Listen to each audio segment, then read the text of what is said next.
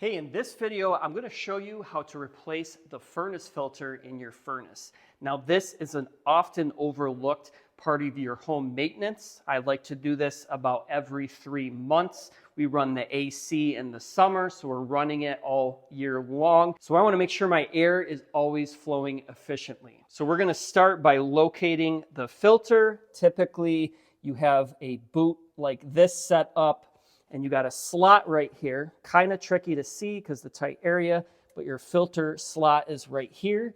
You simply take out your old filter. Now we'll look at this one. You can see all the debris building up and the dust. So when this gets really built up, this can actually restrict the airflow on your furnace. It's going to make your furnace work harder. It can shorten the lifespan of your furnace, and it's going to restrict the airflow. So your house is going to cool and heat slower than if you had a nice clean filter. So I picked up a filter from Filter Buy. I'll leave a link in the description. I love Filter Buy. You can buy these in bulk, and it's a lot cheaper than buying them individually at the big box store. These are very well made.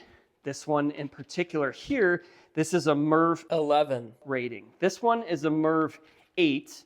I decided to bump it up. Basically, the higher rating is going to determine how well your filter filters out debris, pet hair, allergens. We have a dog and it's allergy season. The lower ratings will also work, but we want to be a little safer for our home, so I went with a higher rating. Now, a common mistake that people make is they install their filter backwards. Fortunately, this filter has directional arrows for the airflow. So what you're going to want to do, make sure you find where your return vent is, because your air comes through your return vent into your furnace and then out to your vents in your home.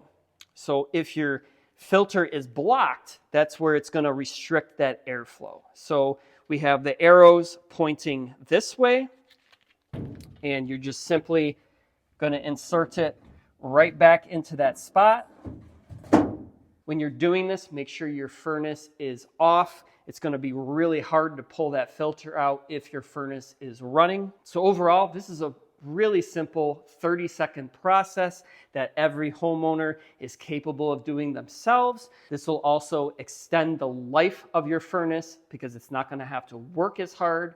Your air quality is going to be better, and then your airflow is going to move quicker through your furnace so your house can stay warmer in the winter and cooler in the summer. And I also recommend having extra on hand. That way, every 3 months or however you want to do it, you have that filter readily available and you can just swap it out.